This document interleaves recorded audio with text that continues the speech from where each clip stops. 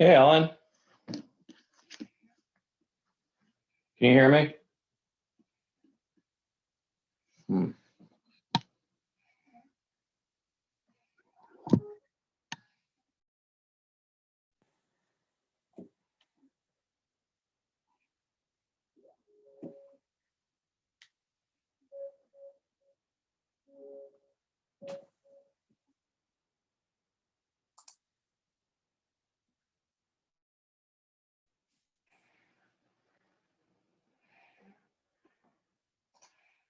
Ellen, can you hear me?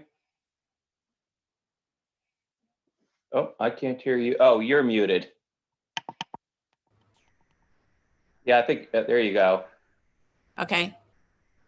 I can hear There you you. go. Okay. Can you hear me? Yeah. I started using, I was having problems with the audio on my computer. So I bought this speaker and so I'm just trying to took me a while to figure out how to get it connected. Anyway, how are you? I've been busy.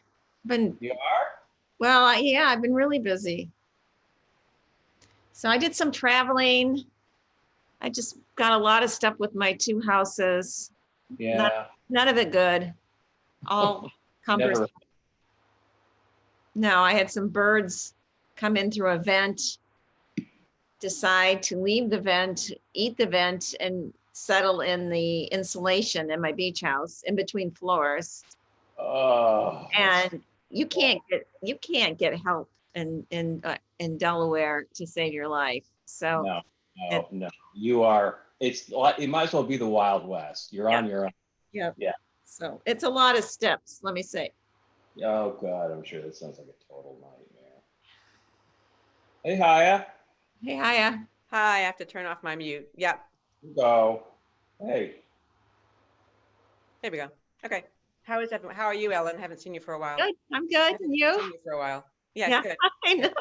We're going away tomorrow, so this is a little crazy, but it's okay. Oh. I mean, that was why we couldn't, I had certain dates. This works. Yeah, this was the only day that everyone could do it. Yeah, it's okay. Although tomorrow would have been worse. Yeah. Where are you going, Haya? Kansas. Kansas, how special. Yeah. I've never been there. My niece lives there. Oh, okay. Well, that's a good reason to go. Yeah. But everything's up to date in Kansas City. Yeah. That's what I always like to say. You know what I'm talking about, don't you? Yes. The song. Yeah. Everything's up to date. Yeah. Anyway, she lives in Lawrence, but she's at the University of Kansas. Oh, okay. Well, that's probably, you're going to be Kansas. It's probably about as good as it gets. Yeah. I've been in Wichita several times for work. Like I spent a lot of time in Wichita for work, and oh, really? Yeah. That's not a place I would look forward to returning to. Yeah. No, it should be fun. I mean, yeah. Well, that's great. Well, college town. That's terrific. Yeah. And so. That's fun. Yeah. Jan. Hi, Jan. No, I think you're muted, Jan. You're muted. Yeah. I will never learn how to use Zoom correctly the first time. We all struggle. I use it constantly, and then I was on with Ellen. I was trying to figure out how to get the audio to work. It's constant. One of my friends got a mug, if it's a gift, that says "You're on mute" to hold up. Awesome. That's great. why Nice. didn't I think of that? Yeah. Ellen, you said you were traveling other than to the beach? Yeah, I went to Nantucket and Bar Harbor area of Maine. Nice. Very, very It was nice. excellent. I The was in, weather wasn't great in Maine, but it was nice to be cold. yeah. Yeah. I'd forgotten what it felt like. And then Yeah. I came home to like the hottest week, 2 weeks of the summer. So I'm hoping that was the hottest. I was in North Truro the week before last, and it was great. It's just so beautiful, but the weather was not. Where were you, did you say? In North Truro on the Cape. Oh, okay. I love Toronto. That's, I like that too, yeah. yeah. Right. I'd never been there. My brother-in-law got a house. He grew up, he grew up spending summers on the Cape, and then his parents bought a place in North Truro that they had forever. So it's kind of like a second home to him. Did you go to Race Point a lot? We went there one day. One day we did. Uh-huh. Yeah. That's my favorite beach too. That's a wonderful beach. There's just Yeah. something about Nice it. to see a sunset. Oh, it's just awesome, isn't it? Just beautiful. We were on the bay side, and the house is on the water, so it was just so nice there. Great sunsets there. It was just spectacular, despite the weather. Despite the weather, the fish weren't biting the day we went out, but sometimes they bite, sometimes they don't. So I was laughing because I came back and about a month ago, I had my irrigation guy shut off all the water on my left side. He said, "Oh, this is always wet. You don't need it." I came home and it'd been so dry that a couple plants died. Yeah. Oh, Like, oh, well, I can't tell. They're like in shock, but then I gave them water and they didn't revive. So I don't know. Let's hear it for experts. Hello. yes, we had an alfresco participant. This is No. nice. Oh, Thank you. wow. I like it. There's- All right, we're starting to add on here. Okay. So anybody's got any great plans coming up besides Kansas? I'm in Bonaire right now, Oh, Nice. snorkeling and scuba diving. And the internet's great. Unfortunately, I was hoping to be able to text you, say I can't get out. I'm so sorry. I'm sorry too. But it's nice here. They've been really, really strict about people coming in. You had to get tested twice and then be vaccinated, tested once there, and then tested when you got in. So it's really, really the feeling of relief besides it being That's so pretty great. here. It's Yeah. just, I didn't realize I was still kind of stressing about everything, the COVID stuff, but it's very nice. Yeah, lucky you, Mm-hmm. because you're missing more heat. It's hot here, but it's, as they say, there's no humidity. Oh my God, that's all there is humidity here. Terrible. So who are we missing? Susanna, Michael. our note taker tonight. Oh, Michael, Julie. did Oh, Michael- Susanna and Michael. Isn't gonna Hey, be. I'm on. Can you guys I'm hear me? just Getting there. I'm finishing my jog. Slower than- Can you guys So, hear me or not? Better. Yes. Yeah. Julie. Oh, okay, Yeah. thank you. Sorry. Yep. Okay, Susanna's jogging. Oh, good. She put she put up her official photo. Not. I'm in Vermont. Oh, nice. Nice. Is it cool there? Cooler, yeah. Yeah.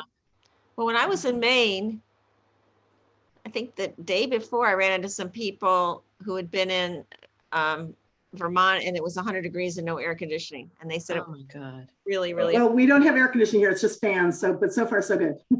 great. Okay. So why don't we get started?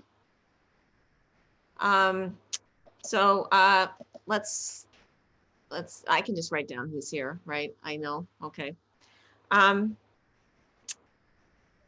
So the first thing we're going to do is have a report from the Rules and Regulations Subcommittee. All right. Well, I'm going to deliver the report, but I expect that I'll get input from others on the subcommittee who have been really helpful in moving the ball forward. So without further ado, then, as they say, I've got a PowerPoint and I'm going to bring that up and we'll jump into it.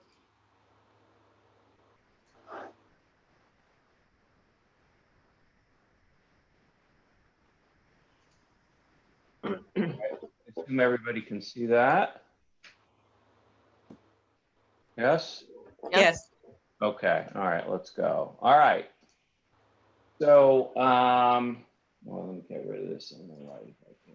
Yeah, there we go.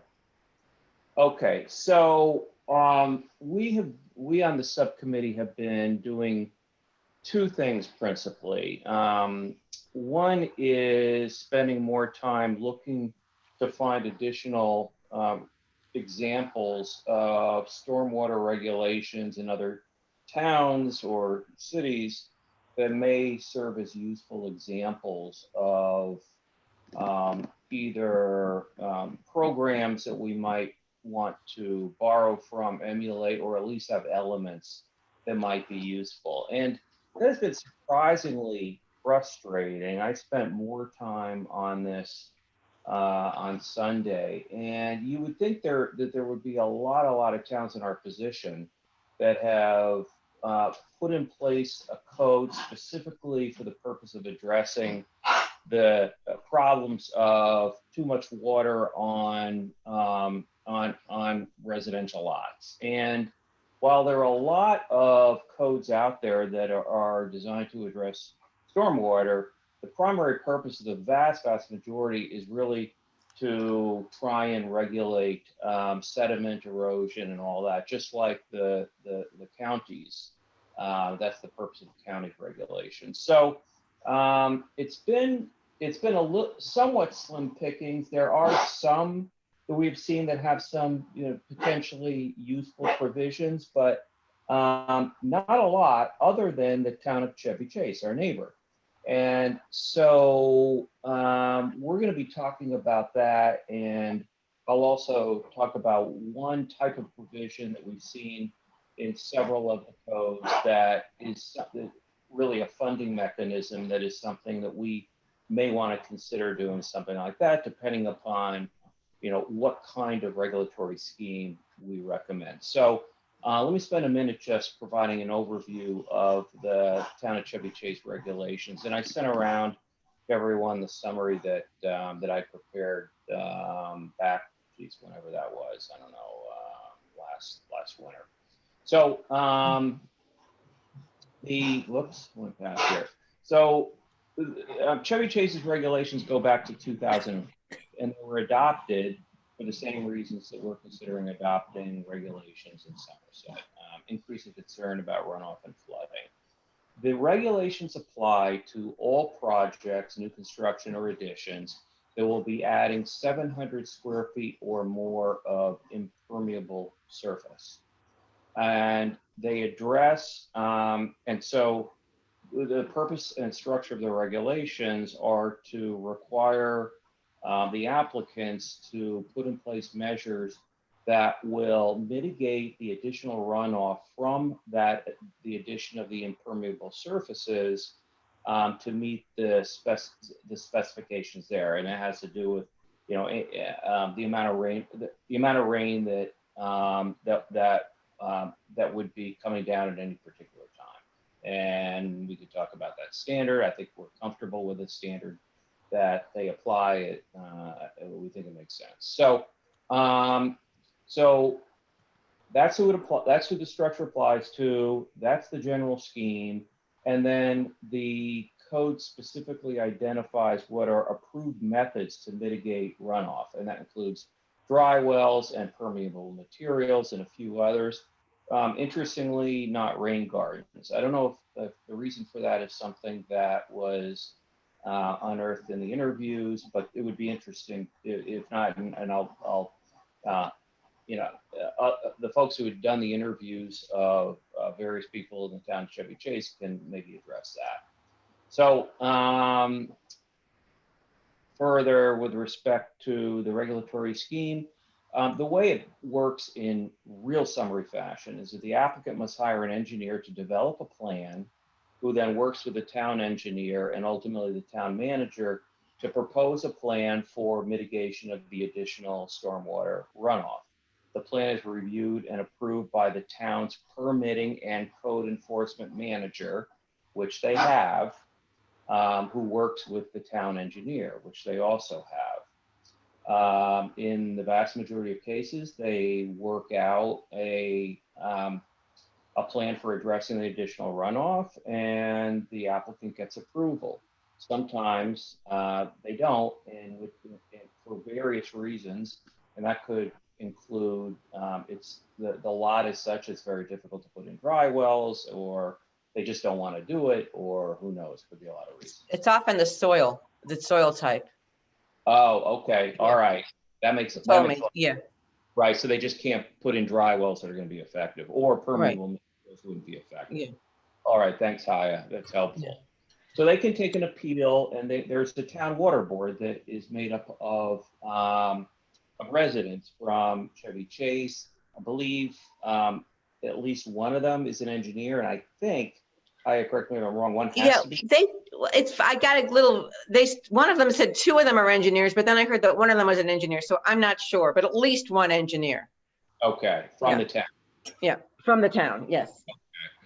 And then just a couple other miscellaneous provisions from the scheme. The town engineer is also available to residents for consultations on stormwater management projects. They have a program, and if someone wants to try and mitigate stormwater or to address flooding issues, then the town engineer will come around and consult, and that's all paid for by the town. And then lastly, there is an inspection scheme. The town engineer will come around and inspect dry wells.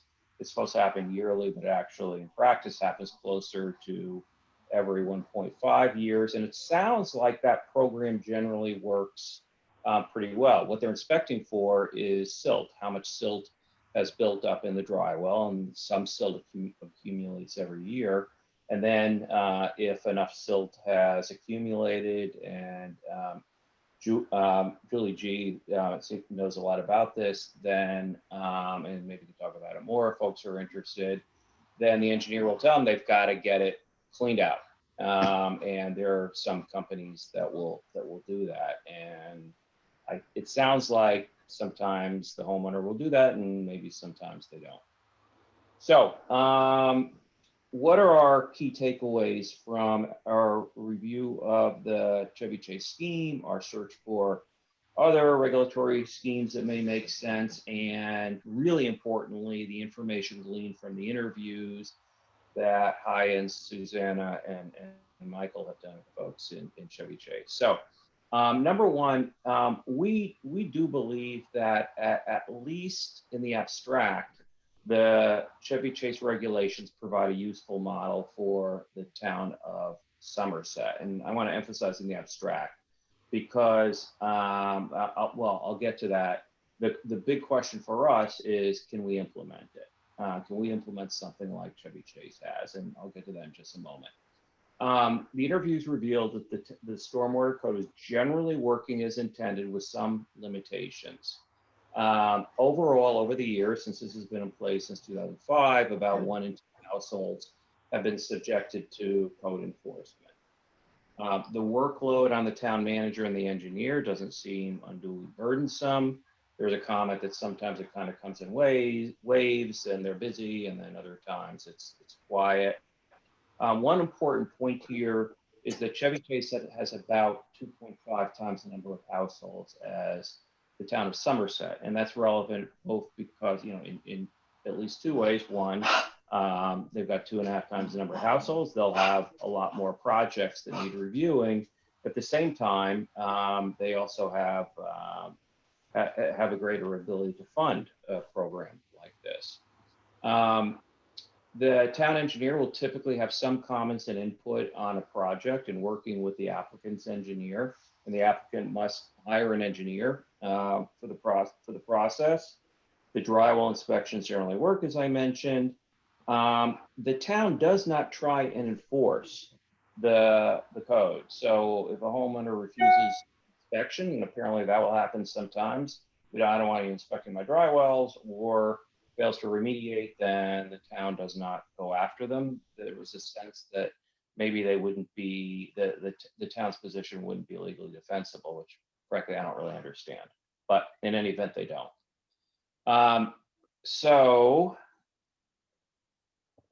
Additional takeaways. If we were to adopt something along the lines of Chevy Chase's, we would need revenue to fund the enforcement because I mean, this is, there's absolutely no escaping this, that, oh wait, did I skip over something? Hold on. You didn't? did. Oh, you did. Okay. There you go. I'm sorry. So, yeah, so establishing a workable implementation enforcement structure would be critical to achieving the goals of curbing additional runoff from the new construction. So what would that structure need to look like? Or what should it look like? One, we do think that shifting as much of the cost of enforcement as possible to the applicants should be a goal. And so in Chevy Chase, in addition to the applicant having to engage an engineer, the applicant also pays a $500 fee to offset the cost of the town's engineer. It doesn't seem like a lot to me. Maybe they haven't increased it since 2005. So this really is critical. If we were to do something like this, we would need someone to do what the permitting and code enforcement manager in Chevy Chase does. And that has to be someone who can independently implement the program, work with the engineer, working with the engineer, review plans and approve them or reject them, and work with the applicant. You know, we can discuss this more, but we think that is an essential element of the plan. Can I just say one thing here? I'm sorry to interrupt. No, go ahead, Haya. Yeah, they made it pretty clear that that Dave, I forgot his last name, Walton, the permitting and code enforcement manager, he is the one who approves the building permits, but the engineer does the drainage plan.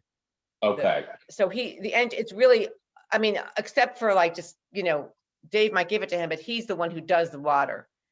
But Yeah. then there's also, they have a separate person. We just have Matt Trollinger, but they have someone else who just does the permits. It is a bigger town. Right. And So, they yeah. other code aspects that are, you know, other elements of their town code that the enforcement manager is overseeing. Do you know, Haya, if Dave is currently overseeing other elements of their code, other programs? I don't. Yes, yeah, he is. Sorry, Okay. yes. What is Okay. he? Yeah, I'm He not has, sure. Whatever that he is. said it's one of his jobs. He Right. does other stuff, you know, I don't know what else he does in that job. I mean, or it's not just the new builds, it's other elements of the code, I think. We'd have to ask him, but this is one of his jobs. So it's like, he's probably some sort of hybrid between Matt and, I mean, he works under the town man. They have a town manager, and then they have this guy, and then they have this engineering consultant who works like 10 hours a week. Right. Okay. Again, And- he works as needed, not, yeah, right. Correct, yeah. They think it's about 10 hours a week on the average, yeah. On implementing the code. Right.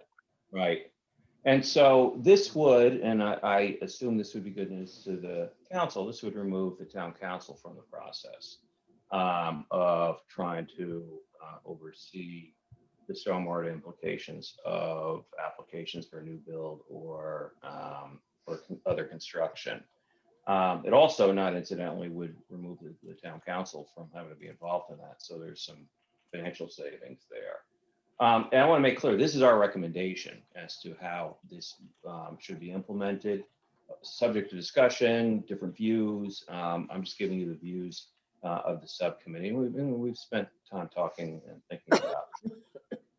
So we would need an engineer. It doesn't have to be a full-time engineer, but we would need an engineer who would work with the manager and the applicants. And there ought to be some kind of structure or body for appeals. In Chevy Chase, theirs is called the Town Water Board, which is an unfortunate name. I'd suggest Yes. we. They said that too. Oh, so they know water board. Yeah, they said this the exact same thing. Yeah, okay, all right, good. So I don't know, the Yeah. water council or something. Yeah. I don't know. So last takeaway. So we would need additional revenue.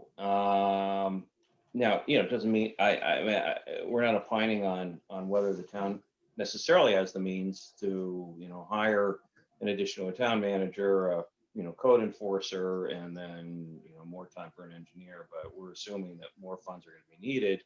One option that we saw in other codes that are designed for a different purpose, that's more the erosion sediment control plans. But one thing that they did was interesting is, so there in those schemes, the homeowners aren't being asked to do anything. Applicants aren't being asked to do anything. It's the town that's really doing everything. And what they do is impose an assessment on homeowners based upon the square footage of impermeable surface on their lots. And that's collected every year, and that funds the program. Residents can obtain a reduction of their assessment through additional remediation measures. So if we go down this route, that may be something that we want to consider. We're not recommending it, just an option that we may want to consider. Other key takeaways, and at the risk of stating this super obvious, but I think it's helpful and interesting that the Dave, who's their code enforcer, mentioned it. The regulations don't do anything to mitigate runoff from existing homes and structure. All they do is help make the problem not get worse. That's it. So mitigate additional runoff, but they don't help the existing problem. So, our thought is we should really be seriously thinking about additional measures that the town could take to mitigate the existing runoff that we're all, the town suffers from and is getting worse every year. So that's the report. And with that, I will stop sharing.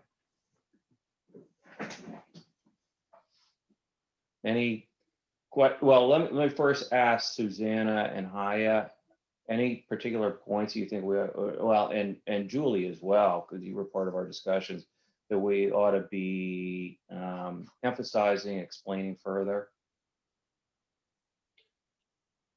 I don't think so. I had a few thoughts, but I didn't say them on purpose, just because we're sort of, can't say everything. No, I think one of the big takeaways was, they depoliticize the decision so that, again, it doesn't solve the problem. Oh, and the one thing they say, so when someone goes for a permit, it's like they review it for compliance. They work with the engineer the whole time, and it's these two people in the town office that do the work. It never goes to their town council. So our town council spends a ton of time going through Monday nights, going through property after property after property and debating, is it a thing? Is it not a thing? Literally, I've heard them debate whether they should permit a tree house in a backyard for a kid. And it's just, so this removes that function from our town council so they can do whatever else. So there's two, are we talking about permits or all? We're just talking about water, but then there's also the overall permit. But I just will say, I'll add on to what Susanna just said, was that Dave just laughed. He was like, I cannot believe that the town of Somerset's council is approving building permits. Like he was just flabbergasted. Yeah, we did talk about the size difference, and we had a discussion, if there was an engineer chair, like how many engineers do we have in town among our population? Yeah, right. So, our scale being what, a third of theirs, a fourth, 40%. Yeah. This may raise a question as to whether if we were to do something like this. So Well, let me just ask the question. So my understanding, hi, and Susanna, that Dave not only oversees the stormwater code, but he is the one who is approving building permits. Right, that's his job. It's not, Yes, yeah. yes. And he Yeah, has a he- skill set to do that as well, and bandwidth. He has skill set and bandwidth, right? Yeah. Right, so that raises, that raises a question whether, and I guess, I'm sorry, I've got to go. I've got a dog who's not doing well, and I hear him crying. Let me go deal with him. I'll be right back. Okay. Right, hold on. Anyway, it's a different way of approving both the builds and the stormwater. There's a stormwater scheme, but in the process of reviewing how they did it there, we also learned that they do their building permits differently. I have a question, just while Ed's gone. Was there any sense of the reaction from the town in terms of this program? Were they satisfied? Had they lost interest? Had it made a difference? Basically, he didn't have an overall, like, I don't know, measure, but he kind of said what we might expect, that the people who weren't building thought it was fine. And then the people who were building, there was some pushback from the people who actually had to meet the code. Because I guess they have to not just pay the $500, but then they have to pay an engineer to do all this extra stuff. So that, it costs them extra money. But it doesn't seem, I don't know. I didn't get a real good sense of that answer, honestly. Yeah, I think, yeah, it's not like everybody loves it. It's just, some people are really happy that they have it. And, it's like anything, when it rains really hard, people, people will have questions about it. Julie was going to say something. Yeah, I did talk to a real estate agent and builder and resident of town of Chevy Chase, who was I was referred to him by Phyllis Wiesenfelder. And he said he had initially opposed the regulations and had joined several of the subcommittees working on them to develop them in order to throw a wrench in the works. But he said he's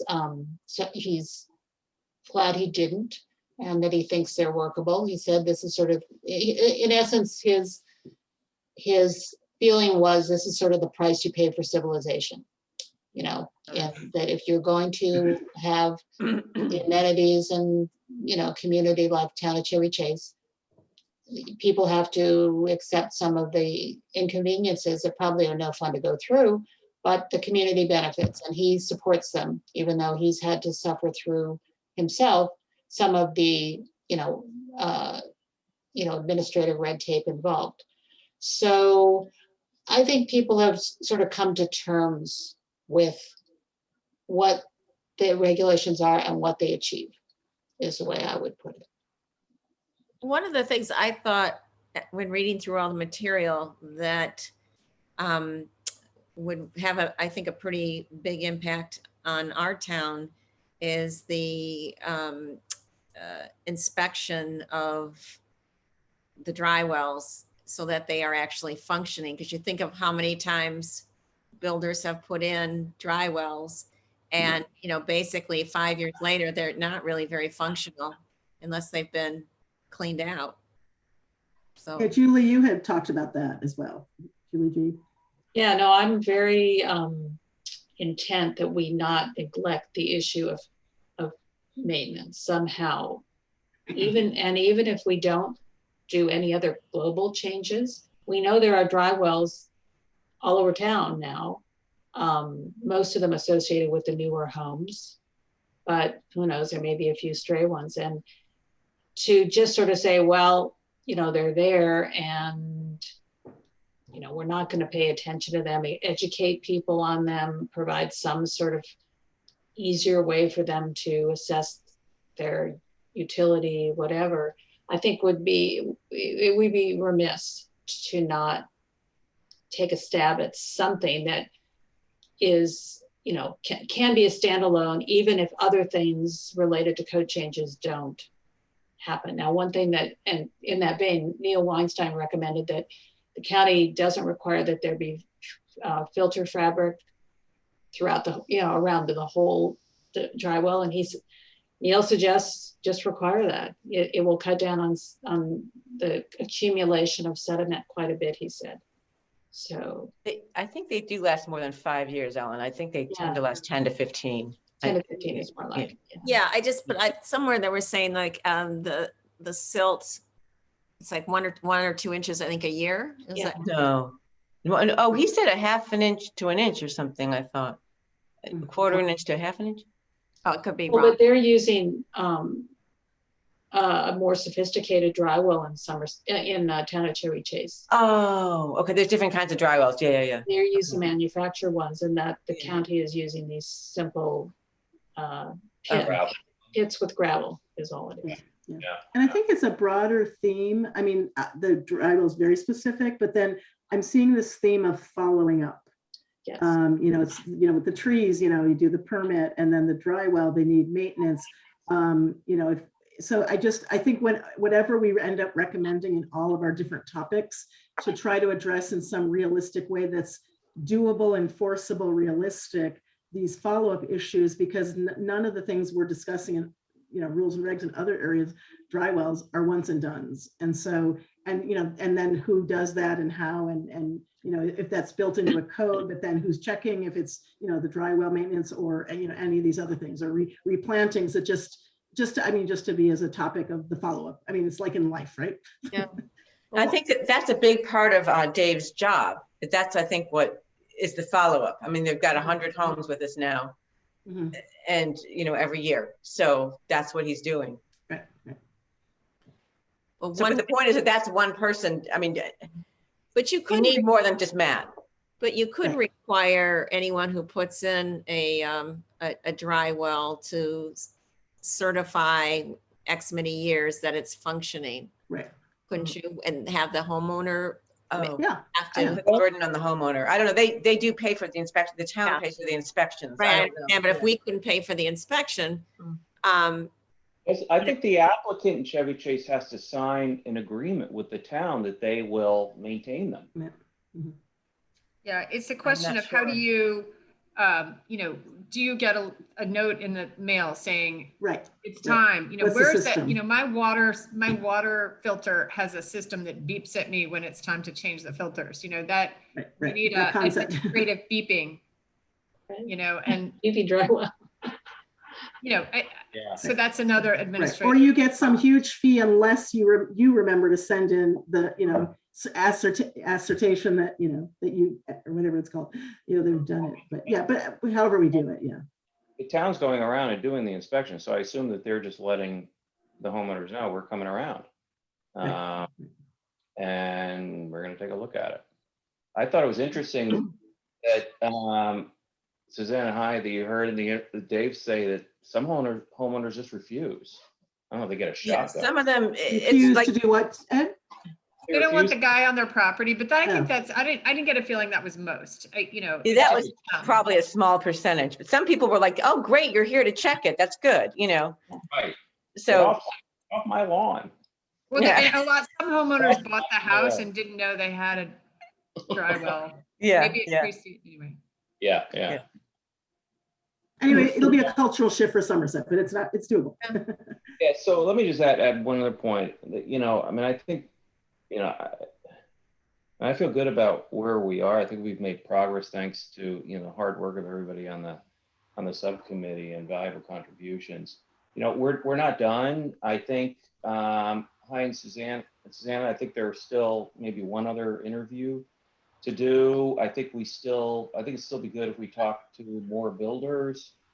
I think, you know, we've talked to a few. Oh, the other interesting thing that you heard was that there are some builders who will not build in Chevy Chase. Julie G's response, well, that's good. We don't want them. Drive away the ones who can't or won't do it. It's probably the right approach. Yeah. Oh, one other fact that's interesting. I'm sorry to keep I'm kind of rambling now, but that you had heard was that a number of projects come in at 695 feet to evade triggering the code requirement, which is interesting because that means the code is having a passive effect of curbing the size of the project. But that's a good thing. Yeah. Yeah. And there's a 2-year thing so that if you build again within 2 years, you can't just build 695 and then add something else. You know, 2 years. Yeah. It's like check. It's accumulated. Sorry, Yeah. just Yeah. also, And so it's sort of, yeah, just the preemptive thinking, you know, Yeah. which they've structured it that way. Yeah. Robin was saying something. that there'll be no projects at 701 square feet. That there'll be 1,000 square feet or whatever. There'll be a gap. When I was at NIH, we had a $500,000 grant threshold. Number of projects that came in at 499,999 was phenomenal. And then there were no projects between 500 and 550,000. Everybody Right. pushed down to get under the threshold. Sure. So we should pick that threshold carefully. Maybe we want a smaller threshold, a lower Well, threshold. Yeah. You don't want to discourage people from being able to do something simple, I guess. You know, if Right. they're just doing something simple, you don't want to make them go through all of this. The hoops. That's, Yeah. but so it's, yeah, I don't know what the threshold should be, but you have to think about that. Okay, any other thoughts? That was a great great summary and a lot of very important information. I can tell that committee has been working hard. All right, we're gonna move on to the resources committee, which is next. Okay, so the main thing we've been doing is working on what we've been calling the demonstration day, which we now have officially named the Somerset Rain Gardens and More Tour. Okay, so we're very excited about that. And it's going to be September 26th in the afternoon, and we're not sure about the hours, but we have started. We're first inviting everyone who has a rain garden, because we feel like the rain gardens are the least common thing, but maybe one of the more important ones. So we're trying to sort of nail down the rain garden folks, and then some of them also have conservation gardens. And then what we're going to try to do is make it so that on the tour, it's going to be a self-guided tour, and we're hoping that we might have different clusters of homes. So maybe you know, someone could just be around. You know, there's some rain gardens where Kathy Picard lives on Dorset, at the bottom of Dorset, but then maybe somewhere else on Greystone, we could have something. And if people don't want to go all over the whole town, we could just have a cluster of homes with several things to look at in one area. Sorry, did you say a date? I'm taking notes. Yeah, September 26th. Okay, thanks. Yeah. So the owners are going to present themselves, you know, and we'll give them talking points for things that they should say. And we're just making sure, I don't know, I'm just giving you some of the details. And we're making sure that people have, if we're going to go through with this, whether rain or shine, it is a rain garden tour. So we're asking people that if they do this, if they agree to do it, that they'll have a place to go if it's raining, like either a garage or a porch or something. And, you know, so we're preparing for that ahead of time. And I mean, they have other little details, but that's the main thing. And then, you know, we're going to set up the map and get some signs, and yeah. Do you need any volunteers beyond the committee? I mean, is there any reason to kind of put out a call for people who might be interested in helping, like in terms of guiding people or? Oh, you mean for the actual tour? Actual tour. Yeah, I haven't gotten to that. We haven't gotten to that point yet, but maybe so. Oh, we're going to have like tour maps at the town hall. I forgot to say this. At the tennis courts, and we're also going to just have maps on at every property. We'll make sure that people can pick up a map wherever.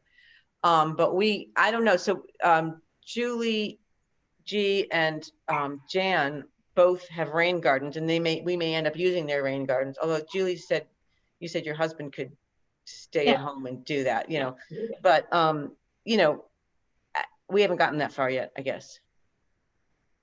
Yeah. What do you?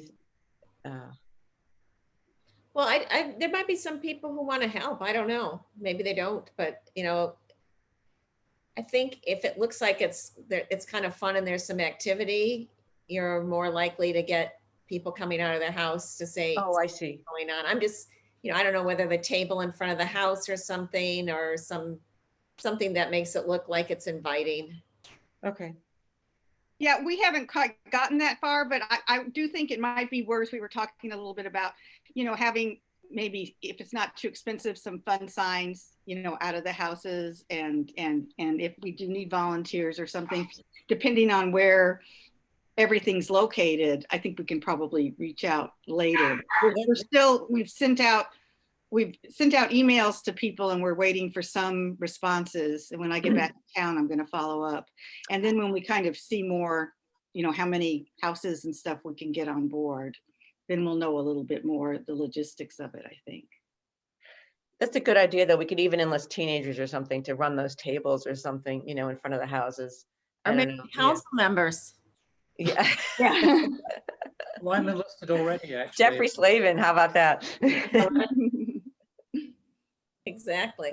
So do the rain garden, the folks that have these mitigations in place, do any of them say yes? And I haven't had a drop of basement flooding since.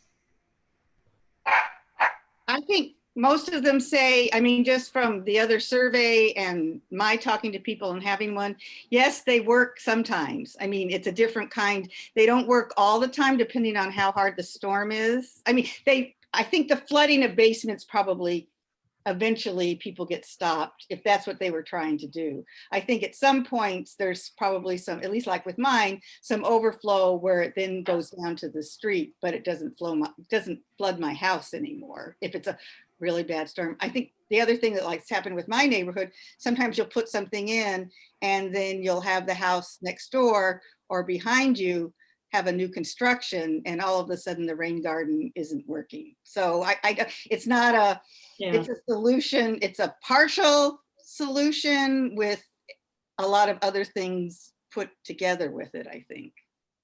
Yeah, maybe I could just give my own example because I've just had a rain garden installed, and it's designed to handle 2.1 inches, 2.1 inch storm, and it has handled storms this spring that are close to that well. But it will do more, first of all, when more plants are in it, because they will pick up more water. And also because the drainage is good. If the rain comes over a day, it will handle more than 2.1 inches because it drains quite well. So there isn't a fixed number is what I'm trying to say, but yes, eventually it will be overpowered by 4 inches of rain. That will happen. Can't do anything about that. Robin, I meant to mention that you're going to be on the tour for the rain garden around the tennis courts. Tennis court one. Yeah. Okay. Do you have one in your yard? Yeah, it's just installed. Yeah. Oh, there you go, guys. It's installed a couple months now. Okay. Okay. Okay. Anything else on the demonstration day? I don't think so. Okay. Next one is the report from the trees subcommittee. Sure. So that's Brian and me. So 3 things we're going to talk about. One is our daisy chain liaising with Parks Natural Resources Committee of the town. And also just something brief about another town, Arlington, where they actually defined and really focus on that tree canopy, which we've alluded to. And then we haven't done a lot on the database, but I can just note that. So the main thing I would say is that I had a long call with Kristen Khanna, who's the chair. She was on Uppingham. Of the Parks and Natural Resources Committee. We have benefited from the fact that they're very delayed by her description, not me opining, about proposing new town code specific to tree removals and particular reforestation. They've kind of debated over a couple of years. They had actually had draft code. They have a very skilled lawyer, all due respect to Ed, they had one too, on their committee. She's with State Department. And so they had drafted code, talked to Ron Bolt, I believe is his last name, town attorney. Anyway, various reasons didn't get finalized, finished, et cetera. So they've been in kind of a holding pattern. She sent Brian and me the draft legislation. It's amendment chapter 182 of our code, and invited our opinions and input into it. And, you know, I made clear that we both agreed that trees are relevant to stormwater, but are primary, you know, for in terms of their committee versus ours. So I mean, their lead on this, we're not trying to take trees as our topic, but we agreed it made sense to have input and to dovetail with them. And to the extent that trees are one among numerous other topics related to stormwater, you know, that's important to look at that. So their focus has been very much on being stricter. Well, they've had debates internally with their committee over time, but that's neither here nor there. But basically there's a lot of focus, particularly on reforestation. As you all know, now you have to reforest, you have 3 or more, but this would be for 1 or 2 trees even, and 4 inches or more in diameter. So, you know, just, you know, more on that. So it's a bit different than what we had been discussing in our subcommittee. But anyway, we just got that last couple of days, and we as a committee are invited to give an opinion. I got a PDF, which isn't user-friendly, so I'll follow up on that. And if folks want to give opinions, we can. So it's, I think, you know, it's good that people are coordinating in, you know, different committees. So they welcome our input. So just have to figure out, you know, what our, you know, official point of view is, so to speak, in terms of that. So I don't know, I can stop there if there's any questions on that. Is it, I may have been present for some of the discussion at the town council about when this language came up. I'm not certain, but honestly, I cannot remember what was the impediment to adopting it. Why did they have to go back to the drawing board? So honestly, it sounded like it didn't even get that far. It sounded like they had submitted to Ron. For some reason, he couldn't read it because it came from a Mac, and then no one ever followed up. So it wasn't even, you know, I didn't want to go into that detail, but since you asked, Julie, I'm not trying. And so it wasn't that, you know, it was presented and there was issues that didn't even get that far. So, you know, we both agreed it was fortuitous, at least for our committee, that there have been these delays because, you know, now it's not already a done deal. And, you know, it makes sense to, you know, kind of dovetail with them. So yeah, so I wasn't at those meetings, but yeah, they had different, you know, leadership, as you know, in your household, very personally. Anyway, so that's, you know, our benefit. So I don't know, Ellen, if you want, you know, Brian and me to do that, or have everyone have a look and give opinions. I'm not sure, you know, how. I'm happy to be as democratic as you want, but I also know we're trying to delegate. So Yeah. Well, it might be helpful. I don't know how complicated it is to just, you know, there's some people who've been around and seen a lot of legislation. It Sure. would be helpful Sure. for them just to have a quick read Sure. Yeah, and yeah. give their thoughts back to you. Is that? Sure, that'd be great. Yeah, yeah. I think maybe that just sort of, she's not getting, you know, 12 people commenting, but yeah.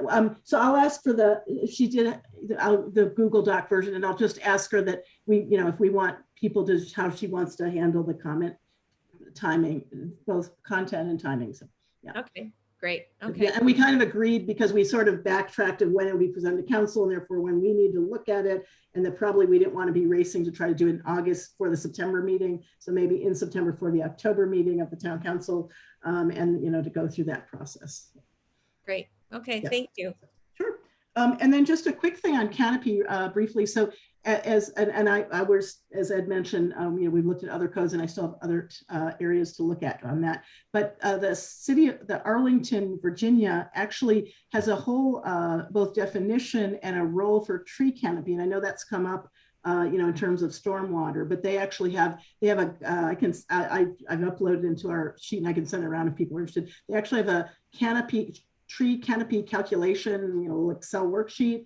They have very important definitions. They talk about the role of canopy. So not just reforestation, but, you know, tree planting and removal, but, you know, what kind of canopy, and realizing the importance. And this is in the stormwater guide of Arlington. So it's clearly related to stormwater. So I just thought that was very interesting to flag that.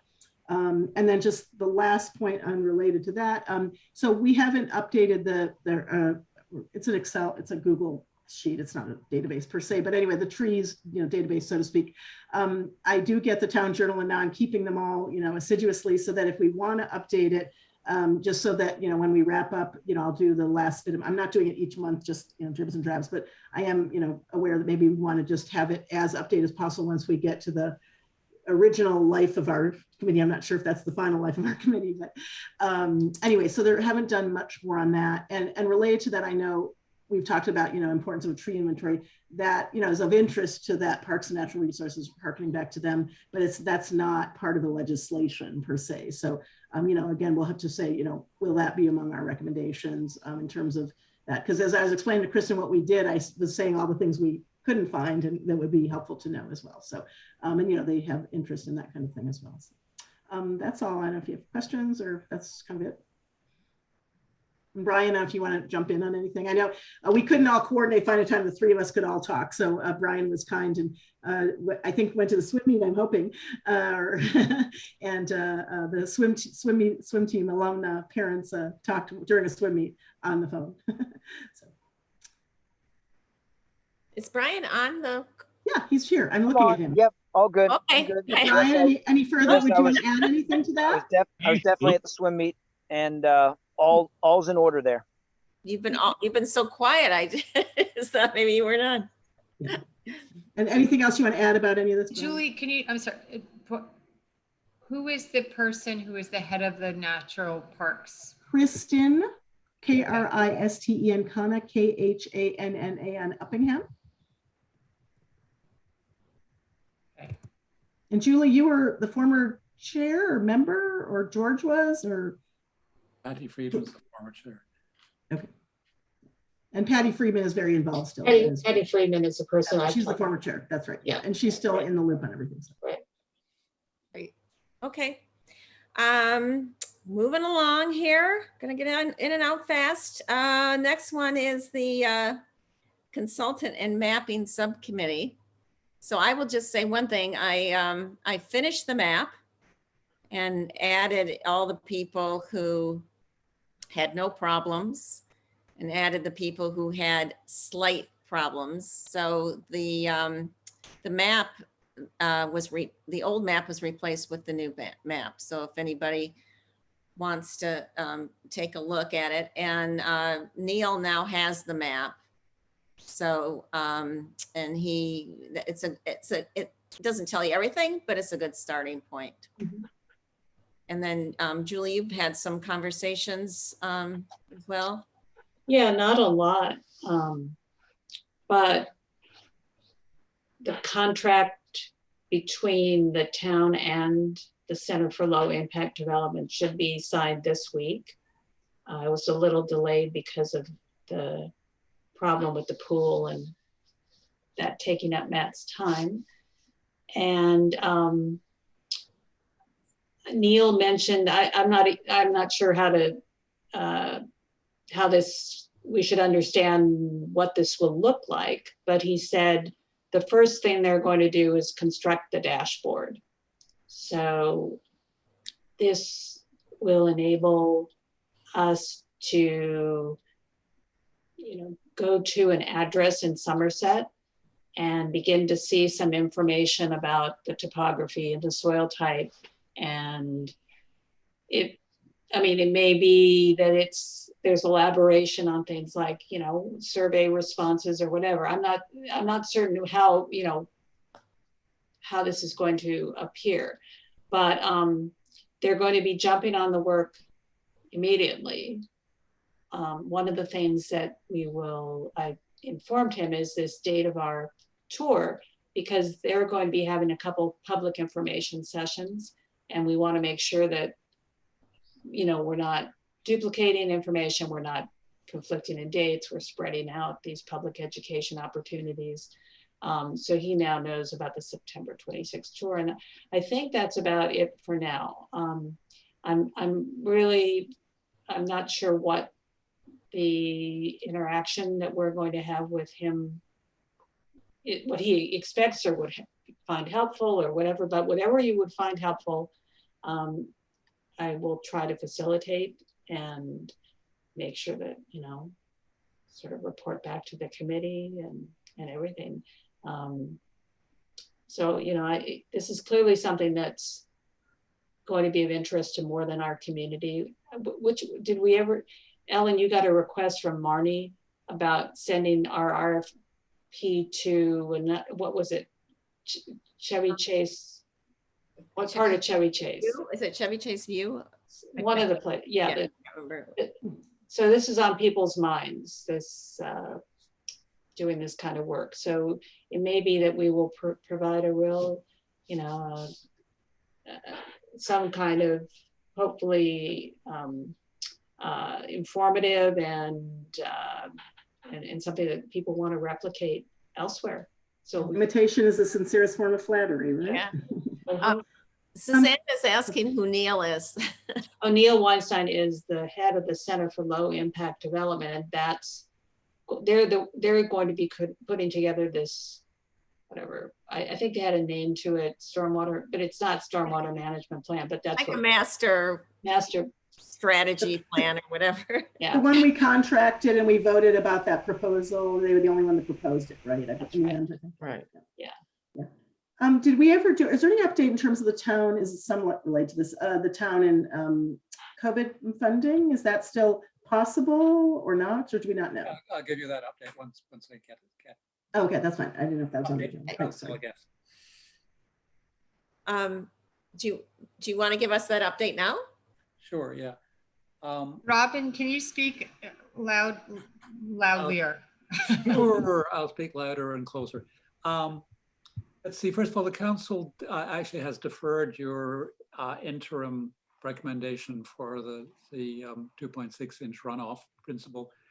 And the reason that we did was, in fact, we wanted you to collect more information from the town of Chevy Chase's experience. And in fact, Ed's report covers most of the ground that we were looking for. So that's very good.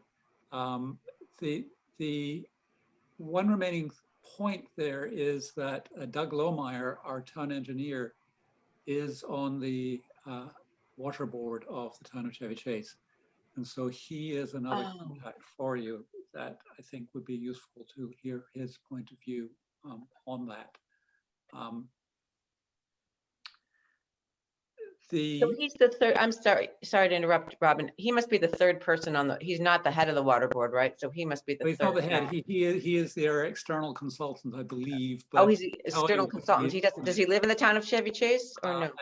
No, he is an engineer consultant for the water board.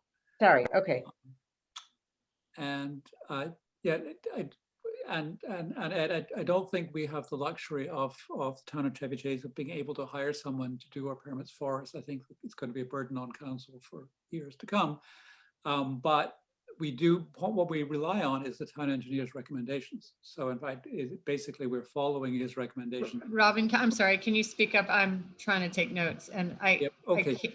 But I said, really, we're not going to have the luxury of having somebody who is hired to do permit approvals because we don't have the resources in the town to do that.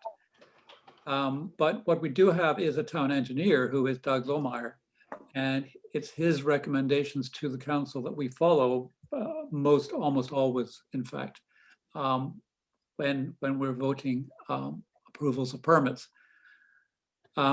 And that practice will continue, I'm sure. Robin, are you? Sorry, can you say that again, Robin? Go ahead. Doug Lohmeyer, our town engineer, makes recommendations to the council on whether we should approve the application as presented, or he often has recommendations about changes to it, extra requirements on it, which we then build into our approvals. So that's the way it works. It's not that we're trying to do this from our own lack of expertise. We're instead relying on an engineer who is expert for our recommendation, for our approvals. That's in terms of the American Rescue Plan funding, our amount, the money has not arrived yet, but we've been told we're going to get our full allocation, which is $1.254 million. And it will come in two tranches, half of it this year and half of it next year. The stormwater is one of the eligible categories. And the main competition for funds we're still trying to sort out, it is the because we've had a fall off in our budget, then that is a justification for using funds to compensate for the fall off in your budget. And therefore the money can be used for any purpose under those circumstances. What we're trying to sort out at the moment is whether you have to show that the fall off was caused by the pandemic or not. And because in our case, it was not caused by the pandemic. So if that is the case, then there'll be competition for stormwater in terms of other uses for the funds. If it turns out that that fall off has to be from COVID, then stormwater would get all of the money.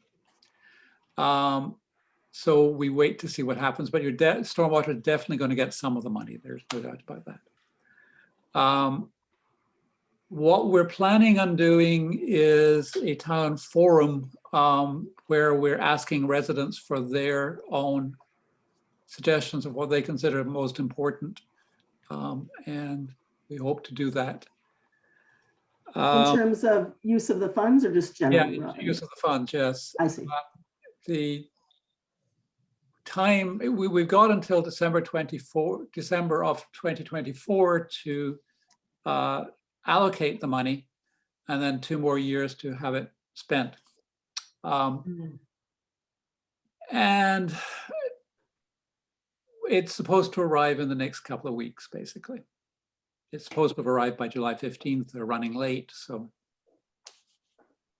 Robin, I want to make a point of clarification and then a question, and then I have a question for you on the issue of who would implement such a scheme. So the clarification, and obviously didn't stress this enough, is that we recognize that if the town of Somerset were to adopt a scheme along the lines of Chevy Chase that includes hiring a professional to oversee the permitting process, that would require funds that the town doesn't have.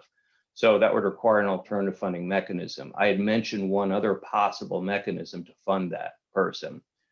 My question for you is whether you intended to convey that if our committee adopts the recommendation of our subcommittee and recommend a scheme similar to Chevy Chase's that includes hiring a professional code enforcer and identifies possible ways of raising the funds for that, that it's now the position of the council to reject that recommendation, that we shouldn't even discuss it any further.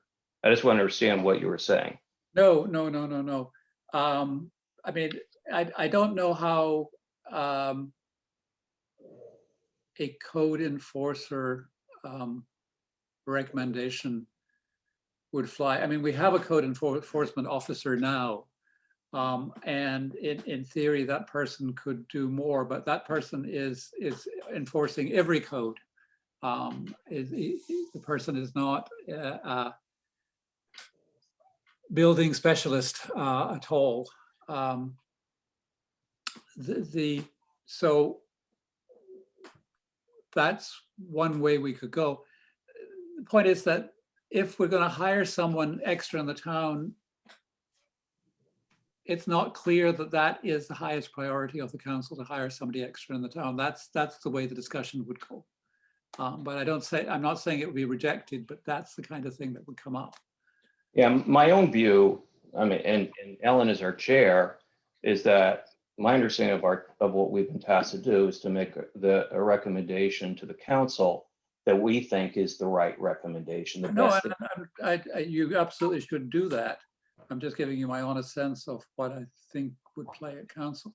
And that's how, I'm not discounting. I just want to, when you made the statement, it sounded definitive, case closed, move on, guys. No, yeah. I don't mean that. What I would do is have a backup plan, another way of ensuring that there is some enforcement because the town may or may not go for. Can I ask one more follow-up question to that? Is it simply a matter of funds, or is it your view the council likes having that responsibility and wants to retain it? Well, it's a new council. I couldn't care to comment on. Yeah, I mean, isn't it too soon to decide what the council does or, I mean, we haven't even finished the plan. We haven't, I mean, let's take this step by step. Let's finish the plan, you know, come up with it, agree to it. Maybe we don't all agree. And before, let's not talk about the council. I mean, we can have informal conversations and we can sort of do that piece, but in this meeting, we got to agree on the plan first. Yeah, makes sense, yeah. Right. I just had a quick clarifying question, Robin. You said that the town did have a revenue fall off, but it wasn't because of COVID. So just in a sentence, if just that for my own edification, what was it? Sorry, say that again. No, you just mentioned that there was a drop off in the budget. Oh, and yeah, what- right, Not yes. COVID. So just brought really quickly, what was it? Yeah, there is definite evidence that our drop off in the budget in fiscal year 21 goes back to calendar year 2018, which was prior, of course, to the pandemic. So the drop off has nothing to do with the pandemic. I see. Okay, thank you. Okay. Thank you. The last thing we just want to talk about is Julie has been pulling together a draft report that she's had on our Google Docs. I don't know how many people have had a chance to. Yeah, I haven't posted it, so. We haven't. Oh, okay. I'm No, sorry. I just gave Oh, it to you. good. I was like, I thought I missed Oh, that okay. one. I'm sorry. So anyway, Julie, do you want to explain it and then we can talk about it? And then are you going to post it so that people can? Yeah, I'm happy to. I just wanted you to sort of get a sense before I posted it. Basically, it tries to weave together what I think some of us have already put together in rough draft form, and then sort of block off additional topics. Obviously, it left recommendations, sort of, you know, here's where they go, sort of thing, but they're not fleshed out. So I can post that and see if people, you know, if there are comments, and then we can, and people want to move pieces around or make suggestions. But I think then we can start to take information and sort of drop it into place in a Google folder and see where we end up without a lot of, you know, trial and tribulation. And then obviously I think there are a few pieces that have to be built and written, but I think we should get started on it and slow and sort of move towards having a common vision, a shared vision of what this is going to look like at the end. So I'll post Julie, it. what's your time? Sorry, what's the timing of when you would drop and when you need our input, I guess? Just selfishly, I'm on vacation right now, but I'm just Yeah, curious. no, I just think hopefully maybe, should we just say by the next meeting that people have at least looked at it and sort of given sort of, you know, something that says it's okay. I'll sort of check back with everybody. And we don't have any names attached to any parts of it, but we could attach names maybe next month. Did we have a next meeting already, Ellen? I wasn't sure. No, we haven't done that yet because every time it's not easy finding everybody in the same, having the ability to meet at the same time. So one of the things I think we're going to have to do soon is probably assign different parts of it, because there are areas that people have been working on and have more expertise and more information that they could develop parts of it. So we're going to have to figure out a structure and who's doing what and how it all is going to fit together. But I think Julie's absolutely right. We need to get started. But one of the questions that I have for Robin, I know Steve's not on the call. Are we still expected to have a report in November, given that I thought I heard somewhere that we were going to be, our tenure was going to be extended, and now we have this consultant and et cetera? Or should we still proceed with having everything done by November? We haven't formally extended you yet. So what I would do is put a request in to extend your time by whatever you think is the right amount. I think it'll go through, no problem. Okay. What are you recommending, Ellen? Just so I know. I'm not necessarily recommending. I swear that I've been in conversations with people outside the committee who said it's going to have to last longer and it won't be done by November, but maybe we can just soldier through it and get it done by November. I don't know. I guess that's a conversation we need to talk about. Well, I mean, talk about it among yourselves, but get the request in quickly so that you're not backed up into a corner. So has there ever been a consequence for any committee not doing, you know? We are fired. We go to jail. We dare you to fire us, right? There's a real reason this time around, which is there's money at the moment and that money will disappear. Yeah. So make sure you get your recommendations in a timely way so that we can use the money we've been given to implement the recommendation. Yeah. Right, I the think it's a good allocation. idea since the consultant is coming on, though, that we may need another month. I mean, maybe December, just to see what recommendations the consultant may come up with. That's my only. Yeah, they're supposed to be on an 8-week timetable to get it. I mean, yeah, I mean, I don't think 6 months 6 months is not going to weaken the effect of your recommendations. The money, as I said, lasts until December 2024. But you want enough time for us to implement all of your recommendations, and some of them might require, some engineering and infrastructure that actually takes time to set up. Yeah. So, That timetable, Robin, that you gave, that the allocation has to be in by December. Is that right? No, we're supposed to have our money already from the state. They are slow giving it to us. It's supposed to come really in the next week or two. We know exactly how much money we're getting, though, which means that we can start planning on using it. We are still sorting out it. It's a very difficult thing to interpret the actual guidance from Treasury as to whether a revenue loss has to be Right. associated with.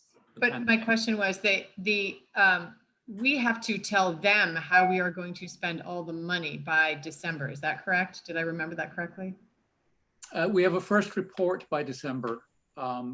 We don't have to tell them how we're going to spend all the money by. Okay. Okay. All right. Does anyone have anything else before we sign off? You'll do the next meeting figuring by the herding cats by email, I presume. Yeah. I Oh, thought, Ellen, you need to steel yourself for it, right? Yeah. By the way, I mean, technically, Steve is no longer liaison to the committee. I am liaison to the committee. Kabir Kumar is the alternative liaison. Steve has taken himself off quite a few committees because he's now the president of council, and so. oh, okay. Not that we're not happy to see you. Right. Okay. All right. Well, that's, and anything else we should know from the council? That's all I can remember at this late stage of the night. So. Okay. All right. I will, I'll send out an email about the next date with suggestions. So please respond quickly, and this time we'll have more notice. Okay. Okay. Thank you, everybody. Thanks, everybody. Great work. Thank Really you. appreciate it. Bye. Yeah. Bye-bye.